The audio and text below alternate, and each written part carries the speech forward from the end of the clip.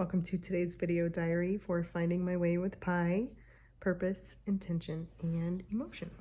I am Pi, and today I had a rough day, and it's interesting. Days like this I don't have as often as I used to after this healing journey for the last 11 months. But today I had one. So what happened today? Well, there's a couple of things that I feel like are like building up. And today somehow was just like this tipping point, I guess, for me. So one is just some of the process of healing, I think, that one of my kids is going through with their mental health journey, and combine that with the patterns of, I guess, parenting that I had in my childhood, particularly from my biological father. And there are some things that I think maybe trigger an unhealthy pattern for me. I think the first step is being aware of it. It's like I can be, and maybe all parents experience this to some extent. I really have no idea, but I can only articulate, my own experience. It's like I understand the importance of having loose guardrails, of letting kids try and make mistakes and fail because they learn best. Deeper understanding that way, especially when it's as safe as possible with the parents. And I can be fairly mindful about this until I'm not. What I mean is that sometimes there's particular situations that I think trigger me into an old pattern, and I find myself mindlessly engaging in an argument or yelling. I don't know if any parent out there has experienced yelling and then not felt good about their behavior afterwards. And I will say that what's interesting about having an argument with my kiddo is the moment after the argument opens up a moment of honesty and vulnerability for us. It's like there has to be, and it's not just me, I mean, there's an emotional eruption on both sides. And by eruption, what I mean is like tears and frustration and some yelling, like an argument. And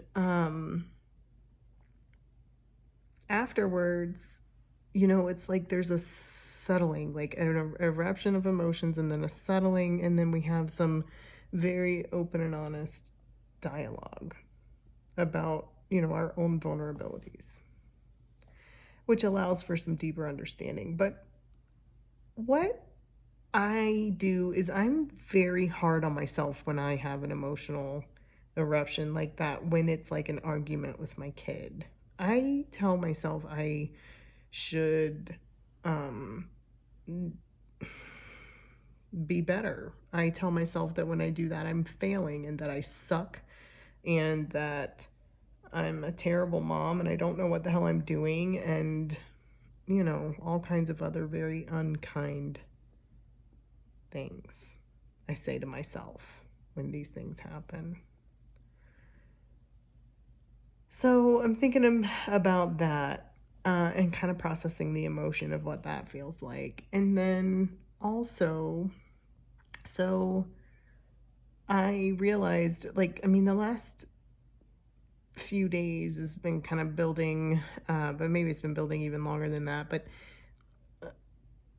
I'm having trouble letting go. And what I mean by that is it's like my mind is jumping into the future. My mind is already thinking about when my daughter, who's 16 and a half years old, becomes a legal adult, and when she graduates high school, it's a year and a half away, and will be off on her own. And that letting go and letting them grow, I'm realizing I can be so grounded in one area of this, but when I start thinking about them literally like moving out or being adults or leaving the house and being in charge of their own lives and all of that, I have a very hard time letting go. And I know I'm not alone with this. It feels like a pit, a black hole or a rupture in my heart. It's like, man, I don't know how to describe it, but it's very intense. It makes me want to sob, and I can literally feel it, a physical pressure in my heart.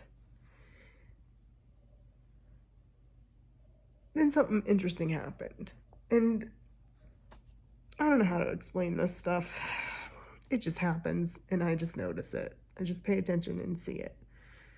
I took my puppy Cricket for a walk today, and it was after the argument, and I was feeling like just all of these emotions of, I don't feel good when we have these arguments, but I'm glad we had this conversation afterwards, and I think I'm having a hard time letting go, and these situations trigger that emotion in me, which makes it feel more intense. And all this is going on in my head while I'm walking the dog around the block, and then we get back to our house, and I hear like the sound that a woodpecker makes when it's on a tree. Brr. And I look up. I've never seen a woodpecker in our neighborhood where we live in Colorado. There was this beautiful, and it was small, maybe about the size of my palm, probably a little smaller, beautiful woodpecker. It looked like snowy white with some black markings on it. I need to research it to see if I can find what type of woodpecker this was. And I just stopped and stared at it, and so did my puppy Cricket. And we just watched for like 3 minutes as it hopped around the tree and pecked at it. Now here's the thing that blew me away. When I was a child and my dad was still alive, he was a quarter Cherokee Indian, and he believed in animal totems, and he believed in almost like shaman type spirituality. At least he talked to me about it. In fact, he had this book called Earth Medicine, and I pulled it out today because it outlines totems. He told me when I was a child that my totem is a woodpecker. And I've known this my whole life, and we read the whole section about it together, and I learned all about it, and his totem was an owl, and I learned all about that. When I saw that woodpecker today,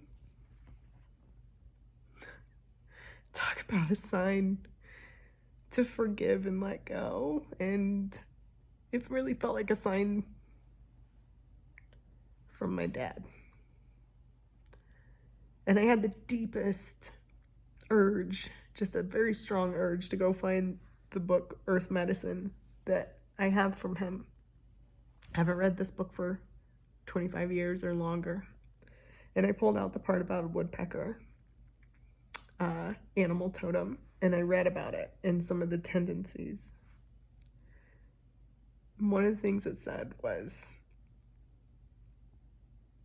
that we have a very difficult time letting go, particularly of our babies. And it was just like this message of reassurance to me that it's okay to let go. It's okay. Coming from, if I think about it, like a spiritual sign from my father who passed away in 1996, and it's the year 2024. And I've had to let him go a lot. But you know what I had to let go of the most was my anger. A about some of the things we lived through with him and just forgive. And just like from this moment on, just send him love. And I realized I need to do that for myself. I need to forgive myself when I have a moment of being human, when I maybe fall back on a parenting pattern that I saw from my dad or felt from him, or, some trauma that I experienced from him. I need to just send myself some love and maybe some gratitude for, hey, I'm aware of it. And this is part of healing. Awareness, the honesty, the vulnerability. But most of all, the forgiveness and being able to let go. So I think I released a lot today. I just felt the tears a lot today, and it needed to happen. Last thing is, leading up to this trip back home to Florida, where my family is for Christmas, I did a video diary once about my struggle with Christmas. I feel this, I don't know if anxiety is quite the right word, but I struggle with Christmas in general. I associate some trauma with Christmas, and it kind of triggers that. Also, just that time of year, I get a little depressed. I think a lot about loved ones who are no longer with us, like a lot. And it's a time for me to feel the grief of missing them. And as the years go by, the number of people who are no longer with us grows. So I find it a little harder. And I think it's just almost like my brain has this countdown to Christmas going on. Oh, these damn tears today. Whew. And so add that on top of letting go with, parenting and raising kids and them, getting close to going out on their own, with the letting go. I would call it almost like a ritual every holiday season, those reminders of those loved ones who are no longer with us, and to love them, but also just try to let it go, right?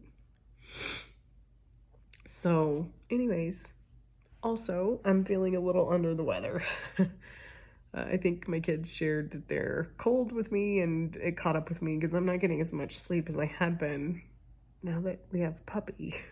So I just think it was like a little bit of a perfect storm of a bunch of different stuff today, but I really felt like it was important to examine this and talk about it, because I want to do the best I can as a parent, and I definitely want to continue to practice this art of forgiveness for myself and for others. And I think that is probably one of the greatest gifts that we have in this world. Something we all probably need to learn. And it's not an easy process to learn it. So thanks for being with me on this journey. I'm so glad that you're here, and I hope it helps you too. I'll see you tomorrow.